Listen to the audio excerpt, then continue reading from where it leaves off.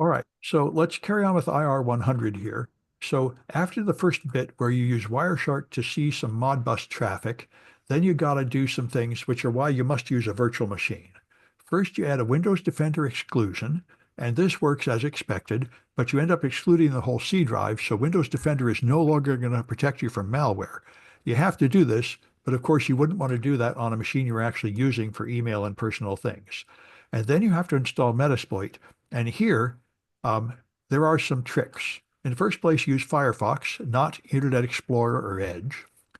Um, and the second thing is sometimes the latest version doesn't work. I have instructions here to access a particular old version, which I know will work if you want to do that. I'm trying to use the latest version here for my demonstration because usually it's okay. So you go here and download the open source version, and then here, you scroll down to installing Metasploit on Windows, and I downloaded the latest Windows installer. Now, this is something that happens all the time with open source projects like Python and Metasploit. They can't really get the Windows installation stuff working correctly. So if you were to double click on this MSI file and run it, it will not work because it fails to escalate to administrator correctly. So even though you're tempted to double click on it, don't do it that way. This is the most common mistake people make, and one I've made before. What you have to do is go to an administrator command prompt and launch it from here.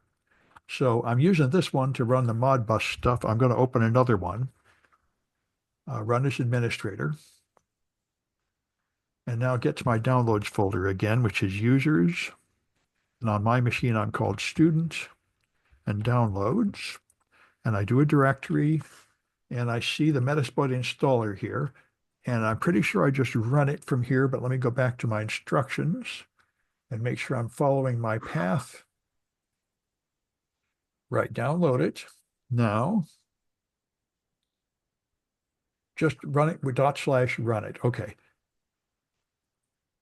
This should not be necessary, but it is very often necessary, /back meta for open source projects like this that are apparently developed on Linux and they don't perfectly get the Windows installer right. Now it should be okay. We're going to see if I get in trouble using the latest version. And if you have any antivirus running, it will totally freak out at this point. Metasploit is full of virus signatures. It's got all sorts of attacks in it. That's why you had to get rid of Windows Defender first.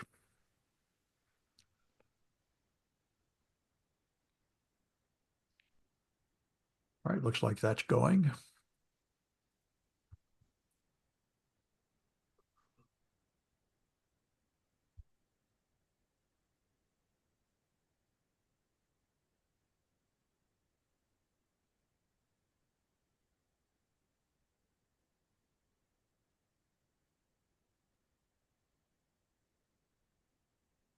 Okay, it's done. And if it's done, I should be able to run it from that administrator command prompt with MSF console.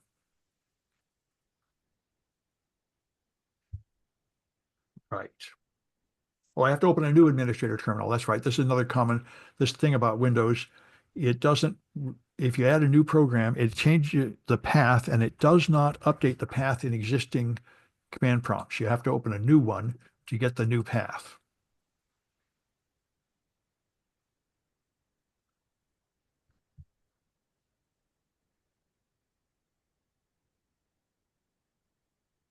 There we go. Good.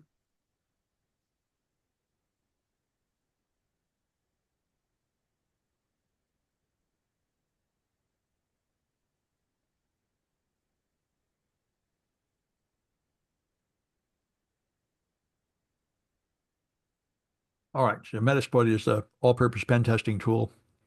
Probably came across it in pen testing classes if you've taken any. It does a whole bunch of attacks against all kinds of devices, and in particular, it can do Modbus attacks, which are actually technically very simple because Modbus is not encrypted or anything. So we can search for Modbus attacks, and you find 15 of them. All right. And it looks like they've added more. When I did it before, I only found 6.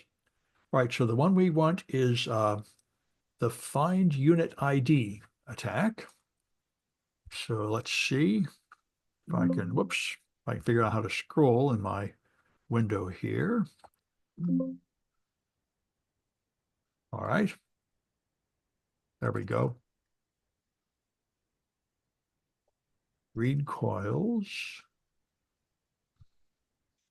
What? Find unit ID. Make this window wider there. That looks better to read. There it is. It's now number 12. All right. So it's this one here, auxiliary SCADA Modbus Find Unit ID. I can copy that. All right.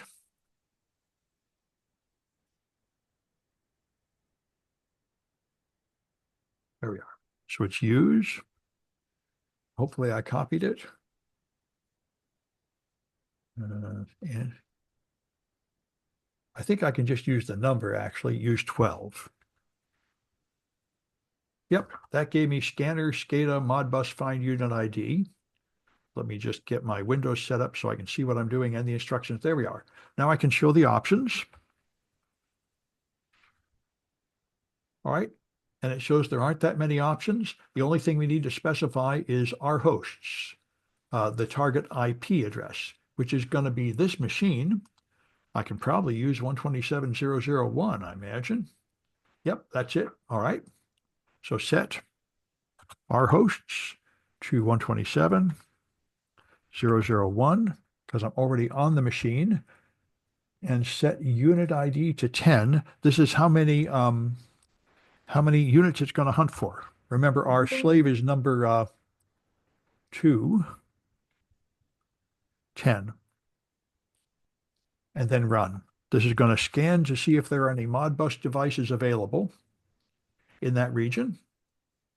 And that's not in use, but 2 is in use, and that's what we're doing. So it can tell there is a slave number 2, but there's not slaves on these other numbers from 1 to 10.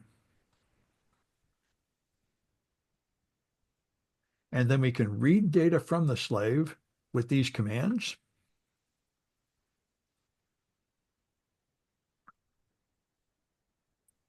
I'll let this finish. It's nearly done.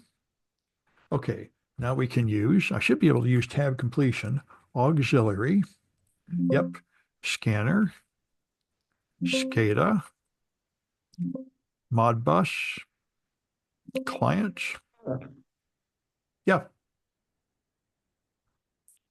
Then show options.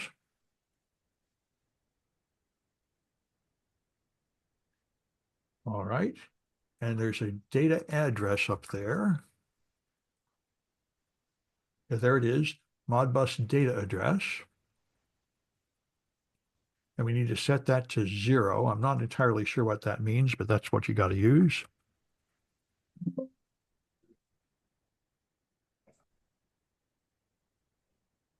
All right, I thought tab completion would work, but it's not.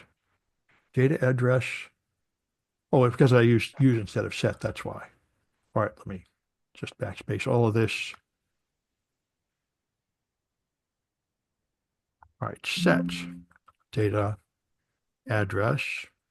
Okay, to 0. Set number to 5. Number of coils to read. And set our host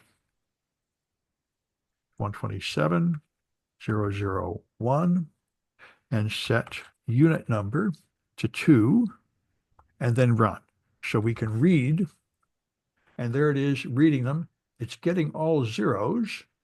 Thought I set 1 to 1 before, but anyway, might have been a coil I set before, but anyway, you're reading, you're getting all zeros. All right. And then we can scan it with Nmap. And there's a Modbus discovery script that'll give us the same thing. And there's a couple of, there's some keycaps to examine to find some more flags. All right, and that's all as far as I want to go with this demonstration, because the next bit is Splunk, and I'll do that installation outside the video because it's kind of slow. So let me start this, stop this, stop recording.